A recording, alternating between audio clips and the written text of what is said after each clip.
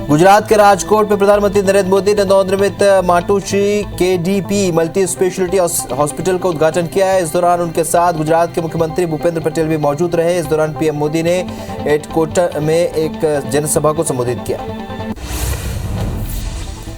गुजरात में पीएम मोदी ने कहा, जब हर नागरिक तक सुविधाएं पहुंचाने का लक्ष्य होता है तो भेदभाव भी खत्म होता है, भ्रष्टाचार की गुंजाइश भी नहीं रहती, न भाई भतीजावाद रहता है, न जात पात का भेद रहता है। इसलिए हमारी सरकार मूलभूत सुविधाओं से जुड़ी योजनाओं को नागरिकों तक पहुंचाने में जी जान से जुटी हुई है। जम्मू कश्मीर के उधमपुर जिले के बट्टल बालियान इलाके में एक बस पलटने से 25 लोग घायल हो गए। बस जम्मू से डोडा जा रही थी। घायलों को उधमपुर में जिला अस्पताल में भर्ती कराया गया, जबकि 6 लोगों को जम्मू के एक सरकारी अस्पताल में रेफर कर दिया गया। जम्मू कश्मीर पुलिस ने लश्कर के एक आतंकवादी सहयोगी को क्रीरी के आंथुरा बाला में गिरफ्तार किया। साथ ही उसके पास से एक पिस्टल मैगजीन और 5 राउंड पिस्टल बरामद किया है। हाल ही के दिनों में घाटी में आतंकी घटनाओं में बढ़ोतरी दर्ज की गई, जिसके बाद पुलिस अलर्ट मोड पर है। नेपाल में चीन के बढ़ते दबदबे को खत्म करने के लिए अमेरिका कई स्ट्रेटेजी पर काम कर रहा है। वहीं अब नेपाल के आर्मी चीफ प्रभुराम शर्मा जून में अमेरिका जा रहे हैं। उनके कुछ दिनों बाद प्रधानमंत्री शेर बहादुर देउबा वाशिंगटन पहुंचेंगे। ये 20 साल में नेपाल के किसी प्रधानमंत्री का पहला अमेरिका दौरा है। पाकिस्तान में सरकार ने पेट्रोल और डीजल के दाम 30 रुपए प्रति लीटर बढ़ा दिए हैं। इस पर पाकिस्तान के प्रधानमंत्री शहबाज शरीफ ने कहा कि अगर पेट्रोल डीजल के दाम नहीं बढ़ाए जाते तो देश पूरी तरह से दिवालिया हो जाता। शहबाज ने कहा, ईंधन के दाम बढ़ाने का कदम बहुत जरूरी था। देश की आर्थिक स्थिति को देखते हुए हमने भारी मन से पेट्रोल डीजल के दाम बढ़ाए। रूस यूक्रेन के बीच जंग को अब 94 दिन हो चुके हैं और इस बीच यूक्रेन पर रूस ने हमले और तेज कर दिए हैं। रूस ने यूक्रेन के शहर दनिप्रो के एक सैन्य ठिकाने पर शुक्रवार को जबरदस्त हमला किया। हमले में करीब 12 लोगों की मौत हो गई और 30 घायल हो गए। भारत में कोरोना के मामले फिलहाल स्थिर नजर आ रहे हैं। देश में 24 घंटे के भीतर कोरोना के 2158 नए केस सामने आए हैं। वहीं कोरोना से 33 लोगों की मौत हुई है, जिसके बाद एक्टिव मरीजों की संख्या 16,000 के पार पहुंच गई। इस दौरान 2158 लोग डिस्चार्ज हुए। भोपाल के कुशाभाऊ अंतर्राष्ट्रीय समागम केंद्र में एक देश एक स्वास्थ्य वर्तमान की आवश्यकता विषय पर आरोग्य मंथन कार्यक्रम का आयोजन किया गया, जिसकी शुरुआत राष्ट्रपति रामनाथ कोविंद ने की, जिसमें राज्यपाल मंगू भाई पटेल, सीएम शिवराज और आयुष मंत्री रामकिशोर भी मौजूद रहे। मध्य प्रदेश में पंचायत चुनाव के चलते आचार संहिता लागू हो गई है, जिसके कारण सीएम शिवराज सिंह चौहान के 2 बड़े कार्यक्रम को रद्द कर दिया गया है। पीएम आवास योजना ग्रामीण के तहत किश्त जारी होनी थी और चौपाल कार्यक्रम भी होना था, इसे रद्द किया गया। इन दोनों कार्यक्रमों में सीएम शिवराज वीडियो कॉन्फ्रेंसिंग के जरिए ग्रामीण क्षेत्र के जनप्रतिनिधियों से संवाद करने वाले हैं। मध्य प्रदेश में कांग्रेस की तरफ से राज्यसभा उम्मीदवार को लेकर नाम तय हो गया है। कांग्रेस नेता और वरिष्ठ अधिवक्ता विवेक तन्खा मध्य प्रदेश से राज्यसभा जाएंगे। इसके लिए आलाकमान और प्रदेश कांग्रेस के नेताओं की सहमति भी मिल गई है, जिसके बाद अब तन्खा जल्द ही नामांकन दाखिल करने वाले हैं। ग्वालियर में गृह मंत्री नरोत्तम मिश्रा ने केंद्रीय कृषि मंत्री नरेंद्र सिंह तोमर से मुलाकात की। दोनों मंत्रियों के बीच बंद कमरे में आधे घंटे तक चर्चा हुई। दोनों ने मध्य प्रदेश में मौजूदा हालातों को लेकर चर्चा की। वहीं मुलाकात कर प्रदेश के गृह मंत्री नरोत्तम मिश्रा ने कुछ भी बोलने से इनकार कर दिया। ग्वालियर के कटोरा ताल में स्थापित वीर सावरकर की प्रतिमा पर हर दिन की तरह माल्यार्पण नहीं किया गया, जिससे हिंदू महासभा के लोग नाराज हो गए और उन्होंने जमकर स्मार्ट सिटी और नगर निगम के खिलाफ नारेबाजी की। महासभा का कहना है कि देश के प्रधानमंत्री सावरकर की जयंती मना रहे हैं, लेकिन नगर निगम के अफसरों को सावरकर की मूर्ति पर एक माला तक डालने की फुर्सत नहीं। कोंडागांव में सीएम भूपेश बघेल ने अधिकारियों के साथ समीक्षा बैठक की, जिसमें सीएम ने अधिकारियों को कई निर्देश दिए। उन्होंने सीमांकन, नामांतरण, बंटवारे के शिविर नियमित संचालित करने के निर्देश दिए। वहीं स्कूलों में बन रहे अस्थायी जाति प्रमाण पत्र की संख्या की जानकारी। कोंडागांव में समीक्षा बैठक के दौरान सीएम भूपेश ने कहा कि प्रशासनिक अधिकारी भी स्कूल में जाकर बच्चों का मार्गदर्शन करें। अपने कार्य को आनंद मानकर कीजिए, काम का बोझ बिल्कुल ना लें, बस सोच बदलने की जरूरत है। उन्होंने अस्थायी जाति प्रमाण पत्रों की समय सीमा में स्थायी करवाने के निर्देश भी दिए। बड़वानी में पशुपालन मंत्री प्रेम सिंह पटेल का एक वीडियो सोशल मीडिया पर वायरल हो रहा है, जिसमें मंत्री फोटो खिंचवाने के लिए एक महिला को खींचते और घूंघट सरकाते हुए दिखाई दे रहे, साथ ही माइक बंद होने पर भड़कते भी नजर आए। और अब इस वायरल वीडियो के मामले ने तूल पकड़ा है। कांग्रेस इसे महिलाओं का अपमान बता रही है, तो बीजेपी मंत्री के बचाव में उतर आई है। 31 मई से जबलपुर से भोपाल और ग्वालियर तक फ्लाइट की शुरुआत होने जा रही है। प्रदेश के 3 बड़े शहरों को एयर कनेक्टिविटी देने वाली इस नई फ्लाइट की शुरुआत करने केंद्रीय मंत्री ज्योतिरादित्य सिंधिया जबलपुर आएंगे। इस दौरान वे 23 करोड़ रुपए की लागत से हो रहे एयरपोर्ट के विस्तारीकरण कार्यक्रम की समीक्षा करेंगे।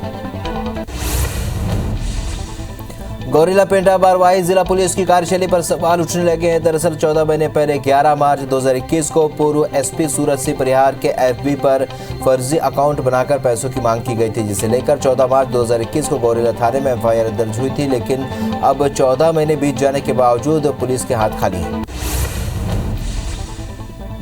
मध्य प्रदेश के ग्वालियर सेंट्रल जेल में पदस्थ रहे तत्कालीन जेल अधीक्षक मनोज कुमार साहू को जेल विभाग ने बहाल कर दिया है। जेल विभाग ने महज 46 दिन में ही बहाली के आदेश जारी करते हुए नई पोस्टिंग भी कर दी है। अधीक्षक मनोज साहू को सर्किल जिला जेल शिवपुरी में पदस्थ किया गया है। बता दें कि पिछले महीने 11 अप्रैल को वीआईपी मुलाकात के चलते अधीक्षक मनोज साहू को निलंबित किया गया था। मुंगेली के कई धान खरीदी केंद्रों में गड़बड़ी सामने आई है। सहायक पंजीयक ने बताया कि जिले के 5 धान खरीदी केंद्रों में गड़बड़ियां मिली हैं, जहां पर करीब 9000 क्विंटल धान का शॉर्टेज पाया गया, जिसकी अनुमानित राशि 2 करोड़ के ऊपर है। सहायक पंजीयक ने कहा कि कई कर्मचारियों के खिलाफ एफआईआर दर्ज कराई गई। अंबिकापुर में IPS24 की खबर का एक बार फिर बड़ा असर हुआ है। सीतापुर के सभी सहकारी समितियों में खाद्य भंडारण करने का निर्देश जारी किया गया। खाद्य मंत्री अमरजीत भगत ने कलेक्टर को निर्देश दिए हैं। सीतापुर के सहकारी समितियों में खाद नहीं मिल रहा था, जिसे IPS24 ने प्रमुखता से दिखाया था।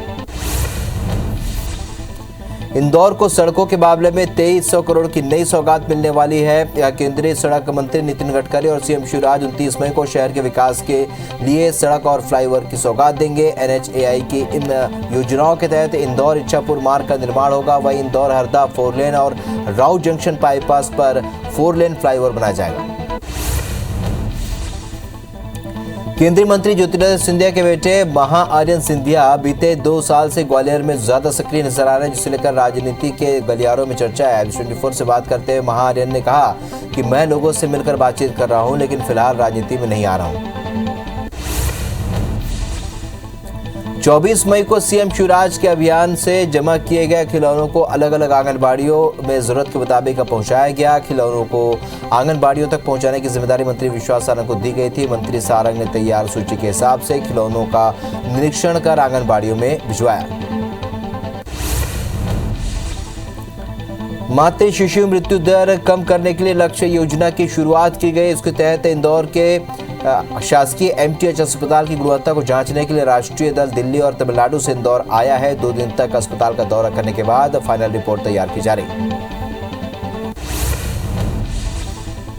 भोपाल के हमीदिया अस्पताल के नए भवन का ब्लॉक A शुरू होने के बाद मरीजों के लिए कई सुविधाएं शुरू हो जाएंगी। यहाँ श्रवण बाधित बच्चों के इलाज के लिए भी सुविधा शुरू की जा रही है। गांधी मेडिकल कॉलेज के ENT विभाग ने 40 लाख की लागत से माइक्रोस्कोप खरीदा है। स्कूल शिक्षा मंत्री प्रेमसाय सिंह टेकाम 1 दिवसीय बिलासपुर दौरे पर हैं, जहां पर उन्होंने मंथन सभा में बिलासपुर और सरगुजा संभाग के विभागीय अधिकारियों की बैठक ली। इस दौरान टेकाम ने योजनाओं के प्रगति की समीक्षा की। नीमच के PRO की ID से ट्वीट पर किया राजनीतिक ट्वीट का स्क्रीनशॉट सोशल मीडिया पर जमकर वायरल हो रहा है।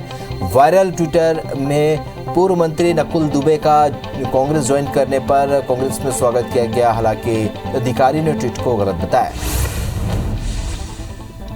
इंदौर में अब जनरल टिकट मिल सकेंगे। इंदौर से चलने वाली 13 ट्रेनों को सुविधा मिलेगी, जिसमें अवंतिका एक्सप्रेस, इंदौर वेरावल एक्सप्रेस, इंदौर उदयपुर, इंदौर कोटा, इंदौर जोधपुर समेत कई ट्रेन शामिल हैं। जबलपुर से गोंदिया रेलवे नैरो गेज को ब्रॉड गेज में बदला और करोड़ों की राशि खर्च की, लेकिन इस ट्रैक पर अब सवाल खड़े हो रहे हैं। दरअसल जबलपुर से गोंदिया रेलवे ट्रैक बनकर तैयार हो चुका है, लेकिन रेलवे विभाग के उदासीन रवैये के कारण गिनी चुनी ट्रेनें ही संचालित हो पा रही हैं। वहीं लोग लगातार इस रूट पर ट्रेनों की मांग कर रहे हैं। दुर्ग के हेमचंद यादव यूनिवर्सिटी ने 19,000 छात्रों के रिजल्ट रोकने का बड़ा फैसला लिया है। छात्रों की लापरवाही के चलते यह फैसला लिया गया है। बता दें कि 17,000 छात्रों ने आंसर शीट जमा नहीं की है, वहीं 2,000 से भी ज्यादा छात्रों ने विषय कोड गलत भरा था। रायगढ़ मेडिकल कॉलेज में आज से सर्जरी और अस्थि रोग की ओपीडी शुरू हो गई है। दोनों ओपीडी मेडिकल कॉलेज के नए हॉस्पिटल में शुरू हुई है। जल्द ही आईपीडी भी शिफ्ट होगा, जिसमें मरीजों को भर्ती की सुविधा मिलेगी। इंदौर के देवी अहिल्या विश्वविद्यालय के मेडिकल एग्जाम में नकल करते पकड़ाए 2 छात्रों पर सख्त कार्रवाई की गई है। विश्वविद्यालय ने दोनों दोषी छात्रों के पुराने पेपर निरस्त कर दिए, साथ ही अगले 2 सालों के लिए उन्हें यूनिवर्सिटी से परीक्षा से सस्पेंड कर दिया गया। मध्य प्रदेश में बहुत जल्द बिजली बिल की नई व्यवस्था शुरू होने जा रही है। मोबाइल फोन और डीटीएच की तर्ज पर अब बिजली के मीटर रिचार्ज करवाने होंगे, जिसके बाद ही बिजली मिल सकेगी। जितने का रिचार्ज कराएंगे उतनी ही बिजली इस्तेमाल कर सकेंगे। सरकार ने प्रदेश में स्मार्ट मीटरिंग को मंजूरी दे दी है और इसके तहत प्रीपेड और पोस्टपेड मीटर के दोनों मॉडल लागू होंगे।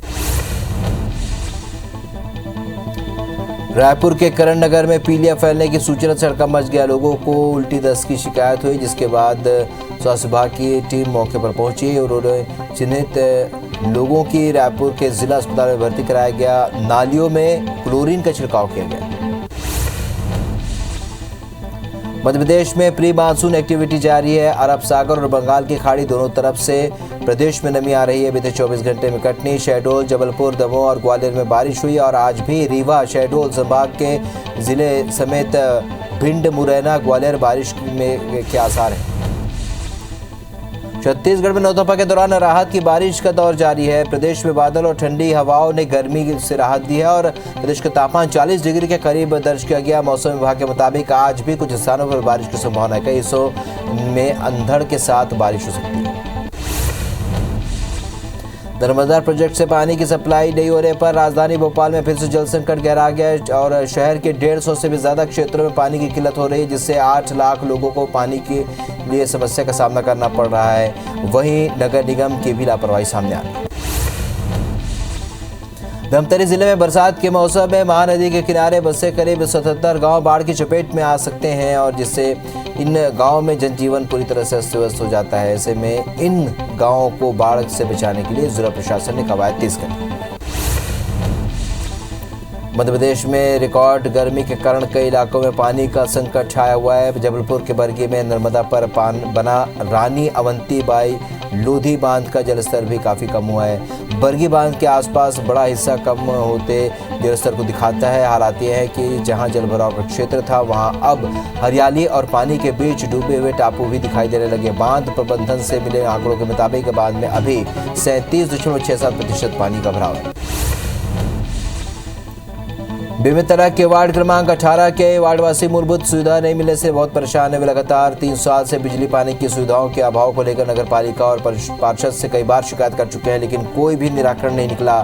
परेशान होकर विधायक के पास भी गए। कवर्धा में किसान खाद किल्लत से परेशान है और कलेक्ट्रेट कार्यालय पहुंचकर खाद समस्या दूर करने की मांग कर रहे हैं। कुछ किसानों का आरोप है कि समिति प्रबंधक बड़े और राजनीतिक पहुंच वाले किसानों को चुपके से खाद दे रहा है और छोटे किसानों को खाद नहीं होने की बात कह रहे हैं, जिससे ऊंचे दाम पर बाजार से किसान खाद खरीदने को मजबूर है। बड़ौदा बाजार में बिजली के खंभे में काम कर रहा विद्युत कर्मचारी नीचे गिर गया, जिससे लोहे की रॉड विद्युत कर्मचारी के गले के आर पार हो गई। बताया जा रहा है कि घटना के दौरान सुरक्षा उपकरण की कोई भी व्यवस्था नहीं थी। फिलहाल घायल विद्युत कर्मचारी को जिला अस्पताल रेफर कर दिया गया, जहां उसका इलाज जारी है। कोरबा के मुर्गा चौकी क्षेत्र के मदनपुर में एल्युमिनियम लोड ट्रेलर अनियंत्रित होकर खाई में जा गिरा, जिसके बाद गाड़ी के इंजन में आग लग गई, जिससे ड्राइवर और हेल्पर घायल हो गए। दोनों को इलाज के लिए CHC पुड़ी उपरोड़ा में भर्ती कराया गया, जहां पर उनका इलाज जारी है। खंडवा में तेज रफ्तार ट्रक ने बाइक सवार युवक को टक्कर मार दी। हादसे के बाद लोगों ने सड़क पर ट्रक चालक की पिटाई कर हंगामा किया। घटना की जानकारी मिलते ही मौके पर पहुंची कोतवाली पुलिस ने ट्रक को अपने कब्जे में लेकर आगे की कार्रवाई शुरू कर दी। जांजगीर के शारदा चौक में नेशनल हाईवे पर माजदा वाहन ने बाइक को अपनी चपेट में ले लिया, जिससे बाइक सवार एक महिला की मौके पर ही मौत हो गई। वहीं मां और बेटा घायल हो गए हैं। दोनों को बिलासपुर रेफर कर दिया गया है। घटनास्थल से आरोपी ड्राइवर पर वाहन को छोड़कर फरार हो गए। जबलपुर के रामपुर थाना क्षेत्र में एक चलती कार में अचानक आग लगी, जिसके बाद कार में सवार 2 लोगों ने कूदकर अपनी जान बचाई। फिलहाल हालांकि कार जलकर खाक हो गई। फिलहाल आग लगने का कारण अज्ञात है, जिसकी जांच की जा रही है। मध्य प्रदेश सरकार पिछले कई सालों से प्रदेश में शिशु मृत्यु दर को कम करने की कोशिश कर रही है, फिर भी प्रदेश में हालात सुधर नहीं रहे। भले ही शिशु मृत्यु दर हर 1000 में 46 से घटकर 43 पर आ गया हो, लेकिन अब भी इस मामले में प्रदेश पहले नंबर पर ही है। इस बात का खुलासा सैंपल रजिस्ट्रेशन सिस्टम की साल 2020 की बुलेटिन से हुआ है। हालांकि पिछले SRS 2019 में ये आंकड़ा 46 था। धमतरी जिले के भाखड़ा में एक सराफा कारोबारी ने तेजाब पीकर खुदकुशी कर ली। बताया जा रहा है कि सराफा व्यवसायी करोड़ों रुपए के कर्ज से दबा हुआ था। खुदकुशी करने के इरादे से व्यवसायी ने अपने घर में तेजाब का सेवन कर लिया, जिसे इलाज के लिए रायपुर रेफर किया गया और इलाज के दौरान उसकी मौत हो गई।